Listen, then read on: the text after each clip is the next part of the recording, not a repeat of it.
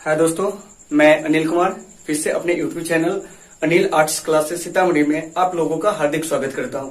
दोस्तों, आज का जो मेरा टॉपिक है वो आपको बौद्ध धर्म से जुड़ा हुआ है और यह बौद्ध धर्म का पार्ट 4 टॉपिक है। इससे पिछले टॉपिक में हम लोग क्या किए थे कि आपको बौद्ध धर्म की जो पृष्ठभूमि थी, बौद्ध धर्म के जो प्रवर्तक थे गौतम बुद्ध, उनका जीवन परिचय किए थे, उनके द्वारा जो दी गई शिक्षाएं थी उस शिक्षा के बारे में अध्ययन किए थे और गौतम बुद्ध के महापरिनिर्वाण के बाद जो बौद्ध संगतियां हुई थी उसके बारे में अध्ययन किए थे। तो दोस्तों, आज का जो मेरा टॉपिक है वो आपको क्या है कि बौद्ध धर्म का जो संप्रदाय है उस संप्रदाय के बारे में जानेंगे। इसके अलावा जो बौद्ध साहित्य है उस बौद्ध साहित्य के बारे में जानेंगे और बौद्ध धर्म का प्रचार प्रसार कैसे हुआ, इन सारे बिंदुओं पर चर्चा करेंगे। तो दोस्तों, आइए वीडियो को शुरू करते हैं। तो सबसे पहले यहाँ पर आपको जानना है बौद्ध संप्रदाय। तो क्या हुआ था कि चतुर्थ बौद्ध संगति, तो चतुर्थ बौद्ध संगति जो हुई थी वो आपको कुंडलवन कश्मीर में हुई थी और इस बौद्ध संगति का आयोजन जो किया था वो आपको कुषाण वंश के प्रसिद्ध शासक कनिष्क ने किया था और इसकी अध्यक्षता वसुमित्र ने किया था। वहीं इसकी उपाध्यक्षता जो था वो आपको अश्वघोष ने किया था। तो चतुर्थ बौद्ध संगति जब हुई थी तो उसके बाद क्या हुआ था कि कुछ ही दिनों के बाद बौद्ध धर्म जो था वो आपको 2 संप्रदायों में बट गया। एक का नाम था हीनयान और दूसरा का नाम था महायान। तो ये जो हीनयान संप्रदाय है, तो हीनयान का अर्थ होता है लघु चक्र। याद रखिएगा, हीनयान का अर्थ क्या होता है, लघु चक्र होता है। और ये हीनयान संप्रदाय के जो लोग होते थे वो आपको क्या करते थे कि बौद्ध धर्म की जो मूल शिक्षाएं थी उस मूल शिक्षाएं में क्या करते थे, विश्वास करते थे। क्योंकि यहाँ से एक प्रश्न पूछा जाता है कि हीनयान में किसका विशेष महत्व था। तो हीनयान संप्रदाय के जो लोग थे वो क्या करते थे कि गौतम बुद्ध के द्वारा जो दी गई मूल शिक्षाएं उस मूल शिक्षा में क्या करते थे, आस्था रखते थे, विश्वास रखते थे। हीनयान संप्रदाय की जो भी पुस्तकें लिखी गई है वो आपको पाली भाषा में लिखी गई। थोड़ा देर में हम चर्चा करेंगे आपको बौद्ध साहित्य की। तो बौद्ध साहित्य जो है वो आपको सबसे अधिक पाली और संस्कृत भाषा में लिखी गई है। इसके अलावा अन्य भाषाओं में भी बौद्ध साहित्य की रचना हुई है। तो ये जो हीनयान संप्रदाय के लोग हैं इनकी जो पुस्तकें होती थी वो आपको पाली भाषा में होती थी, ठीक है। और इनके जो प्रमुख संरक्षक थे वो आपको अशोक थे, यानी कि राजा अशोक का जो संबंध था वो भी आपको बौद्ध धर्म से था। क्योंकि हम सभी जानते हैं कि कलिंग युद्ध के बाद राजा अशोक ने बौद्ध धर्म को क्या कर लिया था, अपना लिया था। तो उन्होंने किसको संरक्षण दिया, तो जो बौद्ध धर्म की हीनयान शाखा है उससे उन्होंने संरक्षण दिया था। आइए अब हम बात करते हैं महायान का। तो महायान का अर्थ होता है मोक्ष का महाचक्र। क्या होता है, मोक्ष का महाचक्र। और ऐसे भी क्या था कि बौद्ध धर्म में जीवन का जो अंतिम लक्ष्य होता था वो क्या होता था, तो आपको मोक्ष या निर्वाण की प्राप्ति होती थी। तो ये जो महायान है इसका अर्थ क्या होता है, मोक्ष का महाचक्र। और इनकी पुस्तक जो लिखी गई थी संस्कृत भाषा में। याद रखिएगा कि ये जो हीनयान संप्रदाय के लोग जो है इनकी पुस्तक जो होती थी वो आपको किस भाषा में, पाली भाषा में। जबकि आपको महायान संप्रदाय की जो पुस्तक थी वो किस भाषा में थी, तो संस्कृत भाषा में थे। इन बिंदु को आपको क्या करना है, बढ़िया से क्लियर रखना है, ठीक है। आइए फिर क्या था कि ये जो आपको महायान संप्रदाय के लोग थे वह क्या किया कि गौतम बुद्ध की मूल शिक्षाओं में परिवर्तन किया और गौतम बुद्ध की मूर्ति बनाकर पूजा करने लगे, ठीक है। तो इस चीज को भी आपको याद रखना है कि हीनयान संप्रदाय के लोग जो थे गौतम बुद्ध की मूल शिक्षाओं में विश्वास रखते थे, जबकि महायान संप्रदाय के जो लोग थे वो क्या करते थे, तो गौतम बुद्ध की मूर्ति बनाकर पूजा करने लगे। गौतम बुद्ध के द्वारा जो दी गई मूल शिक्षाएं थी उसमें भी क्या किया, परिवर्तन किए। तो इस चीज को भी आपको याद रखना है। कौन, तो महायान, ठीक है। और हीनयान महायान का उदय कब हुआ था, तो ईस्वी की प्रथम शताब्दी में चतुर्थ बौद्ध संगति के बाद। अब आइए अब हम बात करते हैं वर्जियान की, ठीक है। तो इसका जो उदय हुआ था वो आपको 8वीं सदी में हुआ था बंगाल और बिहार में। कहा हुआ था, बंगाल और बिहार में, ठीक है। तो ये जो वर्जियान संप्रदाय है हम कह सकते हैं कि बौद्ध धर्म के यह पतन का क्या बना था, कारण बना था। क्योंकि इस संप्रदाय में क्या था कि आपको मदिरा और स्त्रियों का होना क्या था, आवश्यक था। क्या था, आवश्यक था। यानी कि शराब और स्त्रियां का साथ होना क्या था, इसमें आवश्यक था। इस वजह से भी क्या हुआ कि जो बौद्ध विहार था उसमें काफी ज्यादा क्या हुआ कि भोग विलासिता बढ़ गई, जिस वजह से बौद्ध धर्म का क्या हो गया, पतन हो गया। इस संप्रदाय के पास एक खास उपलब्धि है कि इन्होंने विक्रमशिला बौद्ध विहार का क्या किया था, निर्माण कराया था। तो आपसे अगर प्रश्न पूछा जाएगा कि विक्रमशिला बौद्ध विहार का निर्माण जो है आपको किस संप्रदाय के लोग ने कराया था, तो वर्जियान संप्रदाय के जो लोग थे उन्होंने कराया था। और ये जो विक्रमशिला बौद्ध विहार है वो अभी आपको हाल ही में हमारे बिहार राज्य का ये क्या करता है, प्रतिनिधित्व करता है, ठीक है। तो यहाँ से हम क्या देखें कि बौद्ध संप्रदाय को कितने वर्गों में बांटा गया है? 3 वर्गों में। एक हीनयान जो क्या करते थे, गौतम बुद्ध की मूल शिक्षाओं में विश्वास करते थे और इनकी पुस्तकें पाली भाषा में होती थी और इनके जो महान संरक्षक थे वो आपको अशोक थे। फिर है महायान। तो महायान का अर्थ क्या होता है? तो मोक्ष का महाचक्र, और इनकी पुस्तकें जो होती थी संस्कृत भाषा में, और इसने क्या किया कि बुद्ध की मूल शिक्षाओं में परिवर्तन किया और गौतम बुद्ध की मूर्ति बनाकर पूजा करने लगे। फिर यहाँ से एक चीज और आएगा कि महायान जो धर्म था, बौद्ध धर्म की एक शाखा थी, इसके महान संरक्षक कौन थे? तो इसके जो महान संरक्षक थे वो आपको कनिष्क थे, और कनिष्क का संबंध जो था वो आपको कुषाण वंश से था। इस चीज को भी याद रखना है, क्योंकि कुषाण वंश के सबसे प्रतापी राजा जो माना जाता है, किसे माना जाता है? कनिष्क को। अब हम बात करते हैं वर्जयान की। तो वर्जयान शाखा का जो उदय हुआ था वो आपको 8वीं सदी में हुआ था। कहाँ हुआ था? तो बंगाल और बिहार में हुआ था, और इस संप्रदाय के लोगों ने ही विक्रमशिला बौद्ध विहार का क्या किया था? निर्माण कराया था। और यह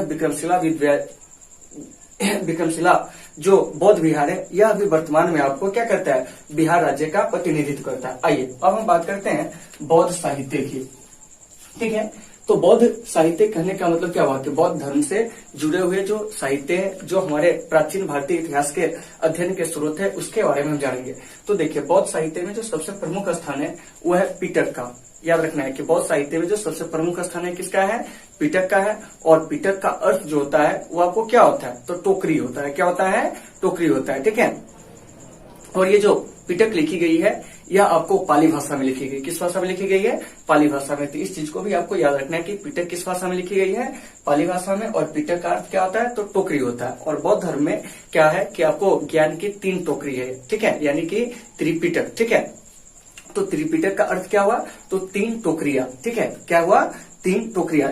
और 3 टोकरियां, उसमें क्या किया जाता था? तो उसमें आपको पुस्तकें रखी जाती थी। ठीक है, तो आइए जानते हैं कि वह त्रिपिटक कौन कौन है। तो सबसे पहले हम बात करते हैं सुत्त पिटक की, फिर है आपको विनय पिटक, फिर है अभिधम्म पिटक। तो थोड़ा सा यहाँ ध्यान दीजिएगा कि ये जो सुत्त पिटक है और विनय पिटक है, ठीक है, तो इसका संकलन जो हुआ था वो आपको प्रथम बौद्ध संगति के दौरान हुआ था। यानी कि गौतम बुद्ध को जब महानिर्वाण की प्राप्ति हुई थी, तो इनके महानिर्वाण की प्राप्ति के बाद क्या हुआ था कि बौद्ध धर्म की व्याख्या करने हेतु तो समय समय पर क्या हुआ था कि बौद्ध सभाओं का आयोजन किया गया था। तो इसी को बौद्ध संगति कहा गया। तो प्रथम बौद्ध संगति के दौरान ही क्या हुआ था कि सुत्त पिटक और विनय पिटक की क्या हुई थी? रचना हुई थी। तो सुत्त पिटक में क्या है? तो बौद्ध सिद्धांत का उल्लेख है। वहीं विनय पिटक में बौद्ध धर्म के जो आचार विचार वो नियम है, इस चीज का क्या है? उल्लेख है। तो सुत्त पिटक का जो संकलन किया था वह गौतम बुद्ध के प्रिय शिष्य आनंद ने किया था। वहीं विनय पिटक का जो संकलन किया था वो आपको गौतम बुद्ध के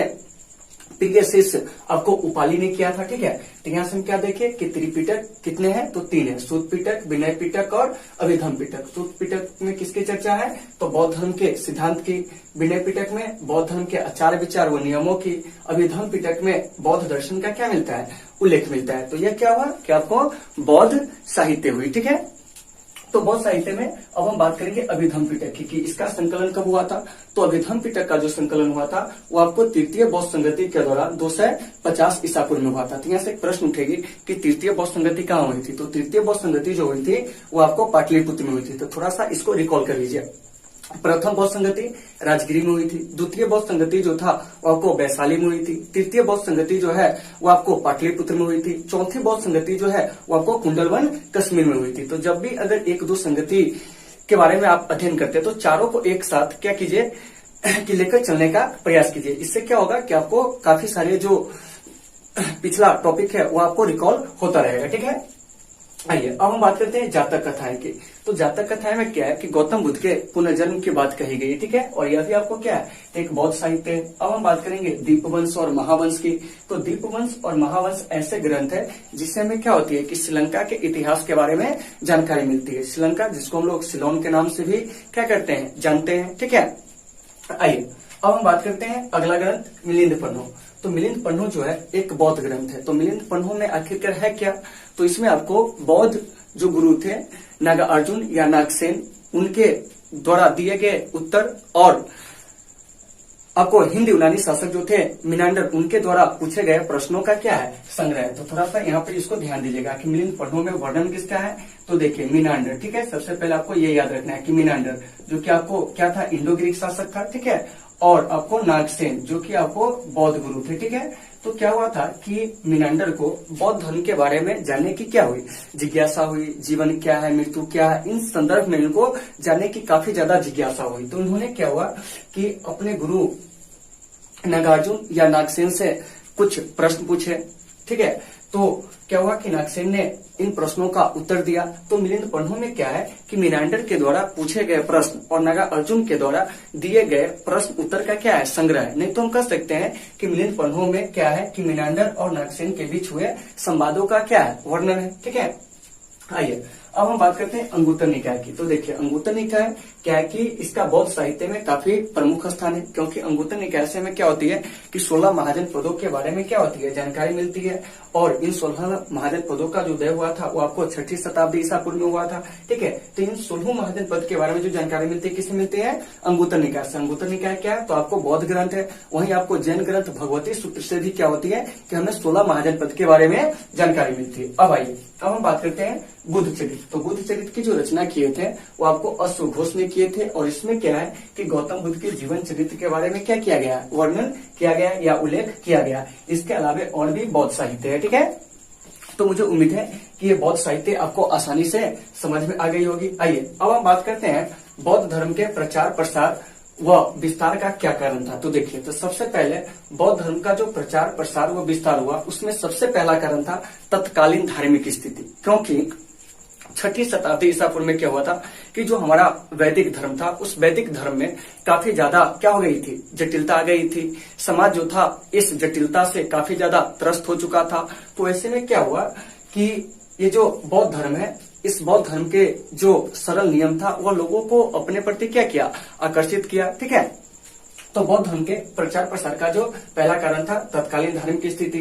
दूसरी बात थी गौतम बुद्ध का व्यक्तित्व यानी कि पर्सनालिटी उनका। तो गौतम बुद्ध का पर्सनालिटी इतना बढ़िया था कि लोग इनकी बातों से क्या होते थे, काफी ज्यादा प्रभावित होते थे। इनके बोलने की जो सहजता थी वो काफी ज्यादा अच्छा था। इससे भी लोग क्या हुआ कि गौतम बुद्ध के प्रति ज्यादा झुके, गौतम बुद्ध के प्रति उनका काफी ज्यादा लगाव हुआ, वह उनके अनुयायी बन गए। और इस प्रकार से क्या हुआ कि बौद्ध धर्म का प्रचार प्रसार हुआ।